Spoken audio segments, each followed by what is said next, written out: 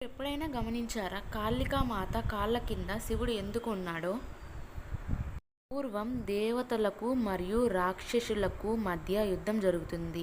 ఆ యుద్ధంలో రక్తబీజ అనే ఒక రాక్షసుడు బ్రహ్మదేవుని వరం కారణంగా ఒక రక్తపు చుక్క నేల మీద పడినా అది మరలా 1000 మంది రక్తబీజలుగా మారతారు.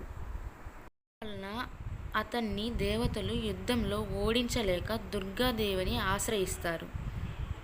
అప్పుడు దుర్గాదేవి నుదుటి నుంచి ఒక జ్యోతి ఆవిర్భవిస్తుంది. ఆ జ్యోతే కాళీమాత. ఈమె పొడవైన నాలుక, నల్లటి చిమ్మ చీకటి వంటి శరీర రంగును కలిగి ఉంటుంది. యుద్ధభూమిలోకి కాళీమాత అడుగు పెడుతుంది. కాళీమాత రక్తబీజను ఎంత కసిగా నరికినా కూడా అతన్ని రక్తపు చుక్క నేల మీద పడి 1000 మంది రక్తబీజలు పుడుతూ ఉంటారు. అప్పుడు కాళీమాత తన జ్ఞానంతో ఆలోచించి తన పొడవైన నాలుకను బయటకు చాచి ఆ రక్తపు చుక్కలన్నిటినీ నాలుక మీదకి చేర్చుకుంటుంది. ఈ విధంగా యుద్ధంలో రక్తబీజను కాళికామాత ఓడిస్తుంది.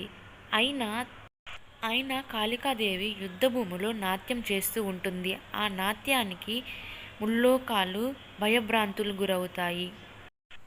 తన ఉగ్రరూపాన్ని శాంతింపజేయటానికి స్వయంగా శివుడే దిగివస్తాడు. కాళికాదేవి శివుణ్ణి కూడా పట్టించుకోకుండా ప్రళయ నాట్యం చేస్తూ ఉంటుంది.